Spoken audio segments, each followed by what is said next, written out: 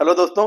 तो आज हम लोग एक बहुत छोटे से मार्केट कैप की कंपनी का एनालिसिस करेंगे। कंपनी का नाम है आरवी इनकॉन लिमिटेड एंड इनका मार्केट कैप अगर आप करंटली देखते हैं तो 190 करोड़ के मार्केट कैप की एकदम माइक्रो कैप कंपनी है ये।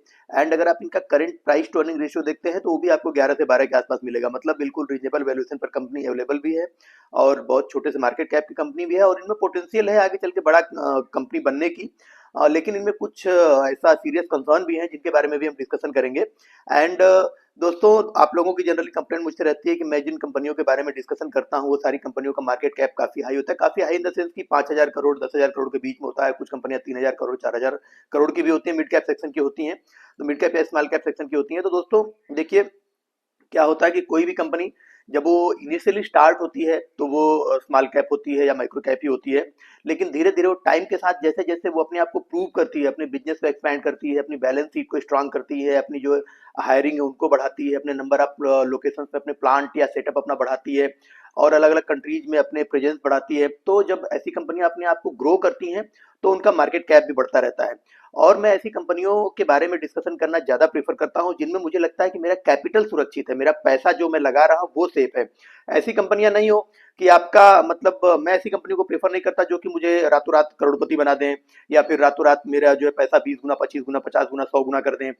ऐसी कंपनियाँ मुझे भी अच्छी लगती हैं, लेकिन मैं अपने पैसे को बचाना सबसे पहले प्रेफ़र करता हूँ कि मैं जो पैसा लगा रहा हूँ वो बचेगा तब तो 10 गुना, 20 गुना या 100 गुना होगा। पता चला आपने ऐसी कंपनी में पैसा डिप्लॉय कर दिया जो कल को रातों रात भाग गई या कल को रातों रात उनका पूरा का पूरा बिजनेस ही डिस्ट्रॉय हो गया, तो वो कंपनी बैंकरप्ट हो गई। तो जब अगर कोई कंपनी बैंकरप्ट हो जाएगी तो आपको क्या पैसा बना के देगी। तो इसलिए सबसे पहले अपने कैपिटल को सिक्योर करना, अपने पैसे को सुरक्षित करना, बचाना जरूरी है। अगर हम बचे रह गए, सर्वाइव कर गए मार्केट में, तो पैसा तो हम बना ही लेंगे। इसीलिए मैं ऐसी कंपनियों के ऊपर फोकस करता हूँ जो फंडामेंटली और टेक्निकली दोनों तरीके से स्ट्रांग कंपनियां हो और हमको सही वैल्यूएशन पर मिल रही हो और जिनके अंदर पोटेंशियल हो कि वो आगे चल के यहाँ से 10 गुना 20 गुना हो सकती हो।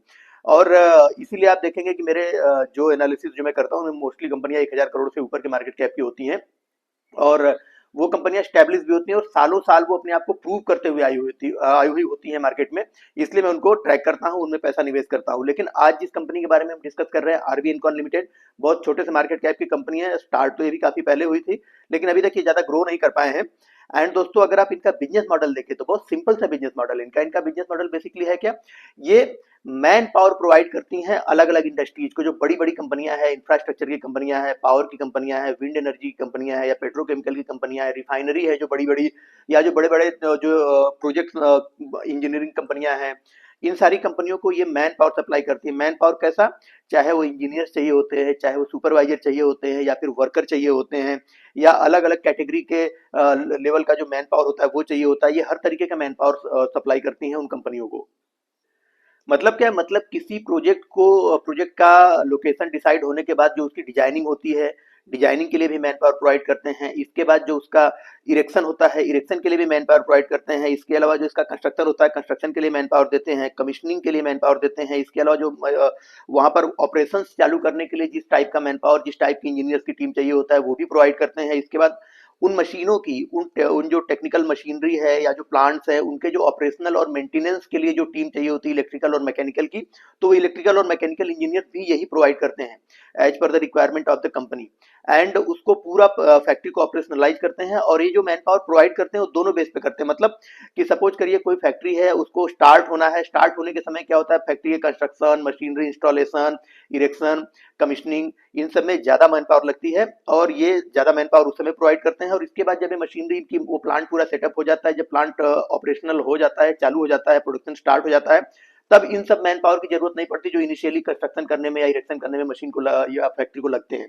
तो इसके बाद क्या होता है कि ये उसी ड्यूरेशन के लिए, अगर आप चाहिए आपको कि आपका प्लांट, आपके पास प्रोजेक्ट है और आपका प्लांट 2 साल में रेडी होगा, तो आप इनसे 2 साल के लिए मैन पावर ले सकते हैं। या आपको 2 साल के लिए मैन पावर दे देंगे, कॉन्ट्रैक्ट बेसिस मैन पावर, और आपका पूरा प्लांट सेटअप होने के बाद वो मैन पावर आप इनको वापस कर सकते हैं, ये वापस ले लेंगे उस मैन पावर को। और इसके बाद आपको अगर केवल ऑपरेशनल को रन करने के लिए सुपरवाइजर्स और इंजीनियर्स की टीम चाहिए तो आप इनसे वो भी ले सकते हैं, परमानेंट भी ले सकते हैं। मतलब contract basis, time time bound, 3 महीने, 6 महीने, 1 साल, 2 साल के लिए भी मैन पावर ये प्रोवाइड करते हैं।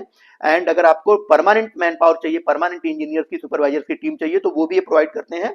ये आपको परमानेंट दे देंगे और आप उनको जब तक चाहें तब तक अपनी कंपनी में आप सैलरी पे करते रहें और उनको अपनी कंपनी में डिप्यूट करें और उनको एज ए सेल्फ अपना अपना एम्प्लॉय आप उनको ट्रीट कर सकते हैं। तो ये दोनों तरीके से मैन पावर प्रोवाइड करते हैं। और दोस्तों कंपनी 1987 में इनकॉर्पोरेटेड हुई थी और स्टार्टिंग में ये क्या करते थे कि और इंजीनियरिंग कंसल्टेंसी सर्विस प्रोवाइड करते थे, मीन से सिर्फ इंजीनियरिंग कंसल्टेंसी सर्विस प्रोवाइड करते थे।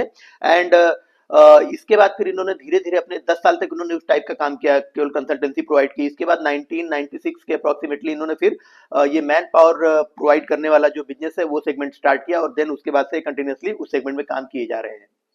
और दोस्तों अगर आप देखें कि ये किन इंडस्ट्रीज के लिए मैन पावर सर्विस प्रोवाइड करते हैं, तो उनमें इंजीनियरिंग वाले जितने भी कंपनियां हैं उनको ये मैन पावर देते हैं। इसके अलावा जो सिटी गैस डिस्ट्रीब्यूशन वाली कंपनियां होती है जो अलग अलग सिटीज में गैस को डिस्ट्रीब्यूट करती हैं, जैसे महानगर गैस है या और भी जो इंद्रप्रस्थ गैस है, तो ये सब जो कंपनियां हैं इनको ये मैन पावर प्रोवाइड करती हैं। इसके अलावा जो रिन्यूएबल एनर्जी वाले सेगमेंट की कंपनियां हैं, चाहे वो सोलर एनर्जी वाली कंपनी हो, चाहे वो विंड पावर एनर्जी वाली कंपनी हो, इनको ये मैन पावर प्रोवाइड करते हैं। एंड चाहे और इसके अलावा ये मेट्रो और एंड मोनो रेल वाले सेगमेंट के लिए मैन पावर प्रोवाइड करते हैं, जो मेट्रो के प्रोजेक्ट लगते हैं, पटरियां बिछाने का काम, रेलवे कोचेज बनाने का काम, या फिर जो मोनो रेल होती है, मतलब जो normal express and super fast जो ट्रेन होती है उनके लिए पटरियां बिछाने का काम हो गया, या उनके लिए जो कोच मैन्युफैक्चरिंग का काम हो गया, उनके लिए जितना मैन पावर चाहिए वो भी ये प्रोवाइड करते हैं। इसके अलावा ये ऑयल एंड गैस वाले सेगमेंट के लिए मैन पावर प्रोवाइड करते हैं। तो इंडिया में जो बड़े बड़े रिफाइनरी कंपनी है, चाहे वो रिलायंस रिफाइनरी हो, चाहे फिर टाटा की रिफाइनरी हो, तो इन सारी कंपनियों को ये अडानी का गैस का प्रोजेक्ट हो या रिफाइनरी का प्रोजेक्ट हो, उनको ये मैन पावर सप्लाई प्रोवाइड करते हैं। इसके अलावा जो अलग अलग इंडिया के अलग अलग जो छोटे जो या बड़े लेवल के या छोटे लेवल के हर तरीके के लेवल के रिफाइनरी और पेट्रोकेमिकल जो प्लांट्स होते हैं उनके लिए मैन पावर प्रोवाइड करते हैं। इसके अलावा अगर आप देखेंगे कि जो पाइपलाइन बिछाई जाती है, मोटी मोटी पाइप बिछाई जाती है, जो एक शहर से लेकर दूसरे शहर तक या एक स्टेट से दूसरे स्टेट तक के बीच में जो पाइपलाइन बिछाई जाती है जिसके जरिए वाटर की सप्लाई की जाती है, तो वो पाइपलाइन बिछाने वाले जो प्रोजेक्ट होते हैं उनके लिए भी ये मैन पावर सप्लाई करते हैं। एंड इसके अलावा देखेंगे आपकी जो लिक्विफाइड नेचुरल गैसेज होती हैं या जो टैंक टर्मिनल वाली इंडस्ट्री होती है उनके लिए भी मैन पावर प्रोवाइड करते हैं। फिर जो पावर सेगमेंट की कंपनियां हैं, जो कि आप देखेंगे कि जो बड़े बड़े प्रोजेक्ट लगते हैं, जो बड़े बड़े उसमें पावर सेक्टर की जो कंपनियां होती है उनको भी ये जो इलेक्ट्रिसिटी जनरेशन के लिए जो कंपनियां होती है, जो इलेक्ट्रिक पावर जनरेशन कंपनियां होती हैं, उनको भी ये मैन पावर सर्विस प्रोवाइड करते हैं।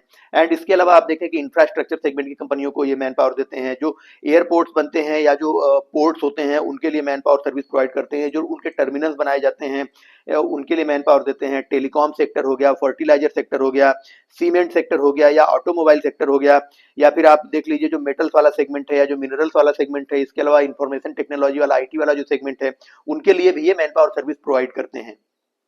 और दोस्तों अब तक इन्होंने 30,000 से ज्यादा मैन पावर अलग अलग इंडस्ट्रीज को सप्लाई कर चुके हैं ये। एंड इनके पास करेंटली अगर आप इनके पोर्टफोलियो में देखेंगे तो 80,000 से ज्यादा अलग अलग स्पेशलाइज इंजीनियर्स और सुपरवाइजर्स की रिज्यूम इनके पास हैं, और 80,000 से ज्यादा मैन पावर इनके टच में है। और जब भी जैसे भी रिक्वायरमेंट होती है उसके स्पेसिफिकेशन के अकॉर्डिंग इंजीनियर्स और सुपरवाइजर्स की टीम को ये जो फैक्ट्रियां होती है या जो ऑर्गेनाइजेशन होते हैं उनको सप्लाई करते हैं।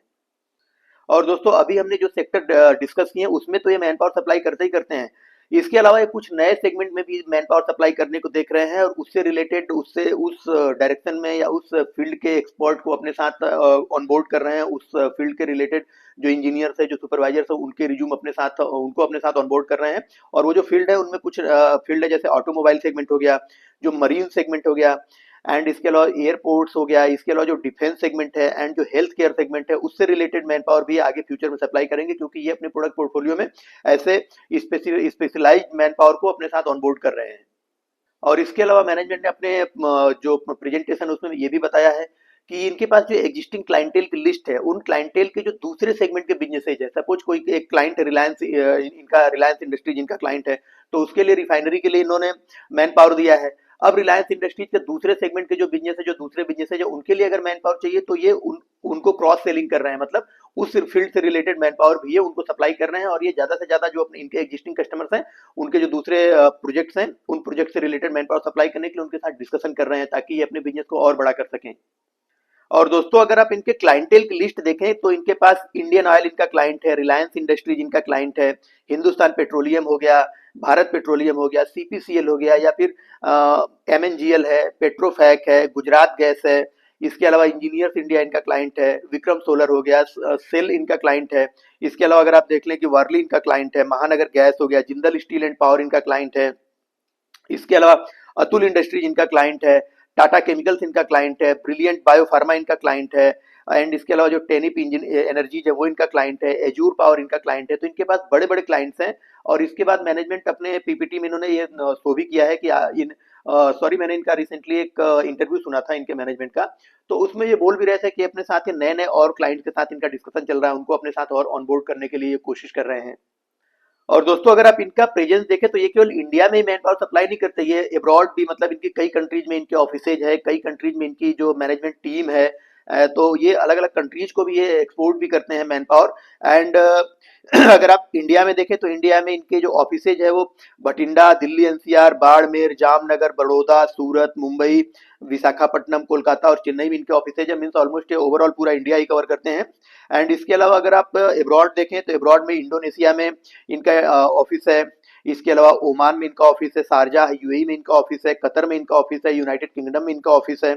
एंड इसके अलावा इनकी जो मैनेजमेंट की एक टीम होती है वो अल्जीरिया में इनकी टीम है, नाइजीरिया में भी इनकी टीम है, अंगोला में इनकी टीम है, केनिया, तंजानिया, मोजाम्बिक, इन सारी कंट्रीज में भी इनकी टीम है। तो इनका प्रेजेंस जो इंडिया में तो है ही है, एज वेल एज अब्रॉड भी है, कई कंट्रीज में इनका प्रेजेंस है। और अगर आप इनका टोटल बिजनेस देखते हैं दोस्तों, तो इनका जो 87% बिजनेस है वो इंडिया से आता है, और इंटरनेशनल एक्सपोर्ट से इनको 13% रेवेन्यू कंट्रीब्यूट होता है।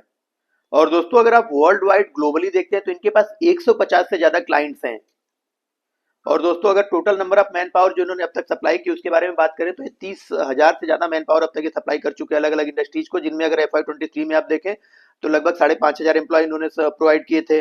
FY24 में भी लगभग 5,500 थे, और FY25 में आप देखें तो लगभग 6,600 मैन पावर इन्होंने सप्लाई किया। और अगर 9 मंथ FY26 में देखते हैं तो लगभग 8,200 के आसपास एम्प्लॉय अब तक इंडस्ट्रीज को सप्लाई कर चुके हैं, और अभी भी 3 महीने इस क्वार्टर का बाकी है, इस ईयर का बाकी है। तो इसमें भी अप्रोक्सीमेटली 2 से 3 हजार के अप्रोक्सीमेटली मैन पावर ये सप्लाई कर देंगे। तो टोटल इनका जो मैन पावर सप्लाई इस ईयर में हो जाएगा ऑलमोस्ट मेरे हिसाब से वो 11,000 के आसपास हो जाएगा। और अगर लास्ट ईयर में जो इन्होंने 6,600 एम्प्लॉय इन्होंने प्रोवाइड किए थे उससे अगर कैलकुलेट करते हैं तो अप्रोक्सीमेटली 35-40% का ग्रोथ आपको दिखाई देगा। और दोस्तों अगर आप इनका रेवेन्यू बाइफरकेशन देखें तो सबसे ज्यादा रेवेन्यू इनके ऑयल एंड गैस वाले सेगमेंट से इनको मिलता है। लगभग इनके टोटल रेवेन्यू का 35% रेवेन्यू ऑयल एंड गैस वाले सेगमेंट से आता है। इंजीनियरिंग वाले सेगमेंट से 33% रेवेन्यू कंट्रीब्यूशन इनको आता है। इसके अलावा जो रिन्यूएबल एनर्जी वाला सेगमेंट है उससे 90% रेवेन्यू इनको जनरेट होता है। इसके अलावा अगर आप देखें तो पेट्रोकेमिकल से 2%, केमिकल इंडस्ट्री से 3%, कंस्ट्रक्शन इंडस्ट्री से 5% एंड अदर से 3% रेवेन्यू कंट्रीब्यूशन इनको आता है। और दोस्तों इनका जो रिसेंटली रिजल्ट आया उसके बारे में भी थोड़ा डिस्कस कर लें। तो इनका जो क्वार्टर 3 का भी रिजल्ट आया उसमें जो इनका ग्रोथ आया है 27% से इनका रेवेन्यू ग्रो हुआ है compare to last year quarter 3। और जो इनका प्रॉफिट आफ्टर टैक्स है उसमें 96% की शानदार ग्रोथ आई है compare to last year quarter 3। And अगर आप पिछले 3-4 क्वार्टर से इनका रिजल्ट देखें तो ये 35-40%, 30% के रेट से कंटिन्यूसली ग्रो किए जा रहे हैं, एंड प्रोबेबली आगे इसी रेट से ग्रो करते रहेंगे। तो हम इनका मिनिमम जो एस्टिमेशन है ग्रोथ का वो 30% लगा सकते हैं, 30% के रेट से ग्रो करते रहेंगे। एंड दोस्तों अगर आप इनका शेयर होल्डिंग पैटर्न देखें तो दोस्तों प्रमोटर के पास 73.5% शेयर अप्रोक्सीमेटली हैं, और पब्लिक के पास लगभग 26% शेयर्स हैं। तो अच्छी खासी शेयर होल्डिंग प्रमोटर्स के पास है। तो दोस्तों ओवरऑल ऐसे तो बिजनेस काफी अच्छा नजर आता है, लेकिन इनमें कुछ रेड फ्लैग्स भी मुझे नजर आते हैं। रेड फ्लैग्स बोल रहे हैं आप या फिर ये बोल रहे हैं उनको कि मुझे कुछ कंसर्न नजर आते हैं बिजनेस में, जिनके बारे में भी मैं डिस्कस करना चाहूंगा। क्योंकि अच्छी अच्छी बातें तो डिस्कस कर ली, बुरी बातें कौन डिस्कस करेगा, तो हम बुरी बातों के बारे में डिस्कस करते हैं। तो मुझे जो प्रॉब्लम नजर आती है उनके बिजनेस में, उनका सबसे पहले इनका जो ऑपरेटिंग प्रॉफिट मार्जिन है वो काफी कम है। अगर आप उसको देखें तो केवल 3.2% ऑपरेटिंग प्रॉफिट मार्जिन है, जो कि काफी कम है। एंड ये प्रॉब्लमेटिक है, और मैं पिछले कई सालों का डाटा इनका ट्रैक कर रहा था। इनका जो ओपीएम है वो लगभग 3% के आसपास ही रहता है। तो 3% अगर आपका ऑपरेटिंग प्रॉफिट मार्जिन है तो जरा सा भी अगर प्रॉब्लम कुछ हुआ बिजनेस में, आगे चल के कल को कुछ किसी भी रीजन से कोई इशू आता है तो आपका बिजनेस पूरी तरीके से कोलैप्स होने की संभावना है, पूरी तरीके से बिजनेस आपका प्रॉब्लम में भी पड़ सकता है, क्योंकि आपका ओपीएम काफी कम है। तो दोस्तों ये एक रेड फ्लैग मुझे नजर आता है, या आप बोल सकते हैं कि एक प्रॉब्लम नजर आती है मुझे कंपनी के अंदर। एंड इसके अलावा मुझे जो दूसरी प्रॉब्लम नजर आती है इनकी बैलेंस शीट में, अगर आप देखें तो इनका जो रिसीवेबल्स का नंबर है काफी हायर है। मतलब ये है कि अगर आप इनका प्रॉफिट फ्रॉम ऑपरेशन देखें क्वार्टर 3 में तो 16 करोड़ रुपीज है। एंड लेकिन अगर आप इनका रिसीवेबल देखते हैं तो रिसीवेबल 33 करोड़ रुपीज है, 33 करोड़ इनका रिसीवेबल है, जबकि ऑपरेटिंग प्रॉफिट मार्जिन इनका 15 करोड़ है, 16 करोड़ है। मीन जितना ओपीएम इन्होंने कमाया उससे दोगुना तो इनका मार्केट के ऊपर उधार है, मतलब इनको मार्केट से पैसे मिलने बाकी हैं। तो अगर आपका रिसीवेबल काफी हाई है तो वो भी आपके लिए एक सिग्नल है डेंजर का, वो भी एक प्रॉब्लमेटिक सिचुएशन मुझे नजर आती है कल, क्योंकि कल को अगर इनके किसी क्लाइंट को कोई प्रॉब्लम हो गया और वो इनको पैसा पे नहीं कर पाया तो इनकी बैलेंस शीट पूरी तरीके से कोलैप्स हो जाएगी। एंड ये एक प्रॉब्लम है। एंड अगर आप आरओसी देखें तो तीसरा जो मुझे प्रॉब्लम नजर आती है, इनका ROC return on capital employed भी पिछले काफी सालों से काफी कम है, यही 10-11% के आसपास है। तो वो भी एक प्रॉब्लमेटिक है। आरओसी टाइम के साथ आपका आगे बढ़ना चाहिए, ऊपर की तरफ मूव होना चाहिए। नो डाउट कंपनी काफी लो लो वैल्यूएशन पर अवेलेबल है, लेकिन लो वैल्यूएशन होने के साथ साथ आपको ये भी देखनी पड़ेंगे कि बैलेंस शीट कितना स्ट्रांग है, एंड इनका जो रिसीवेबल्स है या जो कैश फ्लो है वो कैसा है। तो ये सारी चीजें भी मुझे थोड़ा बिलो एवरेज नजर आती हैं, तो थोड़ा ये एक कंसर्न है जो आपको इनमें इन्वेस्टमेंट करने से पहले जरूर देखना चाहिए। बाकी अगर मैं बोरोइंग के बारे में बात करूं तो बोरोइंग कुछ खास नहीं है, इनके बैलेंस शीट के ऊपर 118 करोड़ का कैश पड़ा हुआ है, और और जिसमें 32 करोड़ की इनकी बोरोइंग है, और उसमें भी लॉन्ग टर्म बोरोइंग के नाम पे बहुत कम है, बेसिकली सब शॉर्ट टर्म बोरोइंग है जो कि अभी एक साल के अंदर ही उसको चुका ही देंगे। तो बोरोइंग के पॉइंट ऑफ व्यू से मुझे कोई प्रॉब्लम नहीं नजर आता, लेकिन थोड़ा सा जो प्रॉब्लम नजर आता है वही ऑपरेटिंग प्रॉफिट मार्जिन काफी कम है, रिसीवेबल्स काफी हायर है, एंड इनका आरओसी कम है। तो ये थोड़ा सा मुझे प्रॉब्लमेटिक नजर आता है। अब दोस्तों थोड़ा सा हमें इनके वैल्यू, तो ये तो पूरे बिजनेस के बारे में हमने डिस्कस कर लिया, बिजनेस मॉडल कैसा है, कैसे ये बिजनेस करते हैं, किस तरीके से इनको रेवेन्यू अर्न होता है। एंड अब थोड़ा सा हम इनके वैल्यूएशन के बारे में भी डिस्कस कर लेते हैं। तो कंपनी का मार्केट कैप अगर दोस्तों एग्जैक्टली आप देखें तो 193 करोड़ रुपीज है। एंड पिछले 3 क्वार्टर से अगर आप इनका रेवेन्यू देखें तो लगभग 151 करोड़ आया था क्वार्टर वन में, 159 करोड़ क्वार्टर टू में, और 167 करोड़ क्वार्टर थ्री में आया था। और हम उम्मीद करते हैं कि क्वार्टर फोर में जो इनका रेवेन्यू है लगभग 160 करोड़ के आसपास आ जाएगा। अगर कंपेयर करें लास्ट ईयर के क्वार्टर फोर से 30% का ग्रोथ हम एजम्पशन करते हैं, तो वो लगभग 120 करोड़ के आसपास इनका लास्ट ईयर के क्वार्टर फोर में रेवेन्यू था, उसमें 30% ऐड करेंगे तो आपका लगभग 160 करोड़ के आसपास आ जाएगा। तो 160 करोड़ हमने मान लिया फोर्थ क्वार्टर का इनका रेवेन्यू आएगा, जो कि जनरली अब कुछ दिनों के बाद रिजल्ट आ ही जाएगा। तो इनका टोटल जो रेवेन्यू हो जाएगा लगभग 637 करोड़ का रेवेन्यू हो जाएगा। और इनका ऑपरेटिंग प्रॉफिट अगर आप इनका पैट मार्जिन देखते हैं तो ऑलमोस्ट काफी कम है, 3% के आसपास है। तो लगभग इनका जो पैट निकल करके आएगा लगभग 20 करोड़ का पैट निकल करके आता है। और अगर आप उसको 1 ईयर फॉरवर्डेड बेसिस पर इनका price to earning ratio calculate करते हैं तो वो निकल के आता है अप्रोक्सीमेटली 9 साढ़े 9 के आसपास निकल के आता है। तो अप्रोक्सीमेटली मान लेते हैं 10 के पी पर अवेलेबल है। तो 10 के पी पर कंपनी अवेलेबल है जिसमें ग्रोथ 30% की आ रही कंटिन्यूअसली। तो 30% के रेट से ग्रो करने वाली कंपनी अगर 10 के पी पर अवेलेबल है तो वैल्यूएशन काफी सस्ते हैं। आपको रेयरली ही ऐसी कंपनियां मिलेंगी जो इतने कम वैल्यूएशन पर इतने लो पी पर अवेलेबल हो। एंड लेकिन प्रॉब्लम वही है कि इनमें थोड़ा सा बिजनेस में कुछ कंसर्न है, वो भी आपको देखने पड़ेंगे। तो ऐसी कंपनियां जिनमें बिजनेस में थोड़े बहुत कंसर्न होते हैं वही कंपनियां ही आपको 9-10 के पी पर मिलती हैं। अदरवाइज फिर वो कंपनियां इतने लो वैल्यूएशन पर नहीं मिलती हैं, हायर वैल्यूएशन पे ही जनरली मिलती हैं। एंड अगर 1 ईयर फॉरवर्डेड बेसिस पर इनका price to earning growth ratio निकालते हैं तो वो भी 0.3 के आसपास निकल करके आता है, जो कि काफी लुक्रेटिव नजर आता है, काफी अच्छी अपॉर्चुनिटी नजर आती है। लेकिन वही है, थोड़ा सा कंसर्न तो रहता ही है। तो आप इसमें अलग अलग मतलब इसमें आप एक साथ पैसा इन्वेस्टमेंट करने के लिए नहीं सोच सकते हैं, बल्कि थोड़े थोड़े चंक्स में कर सकते हैं। बाकी इन्वेस्टमेंट का डिसीजन करना ना करना वो आपका अपना है, मेरा ऐसा कोई सलाह नहीं है आपको कि आप इसमें इन्वेस्टमेंट करें। एंड दोस्तों अगर आपको इस बिजनेस से रिलेटेड कभी कोई इश्यू नजर आता है, कोई प्रॉब्लम है, कोई क्वेश्चन है, तो प्लीज आप लोग कमेंट बॉक्स में डालें। मिलते हैं फिर किसी नई कंपनी के एनालिसिस के साथ। Thank you.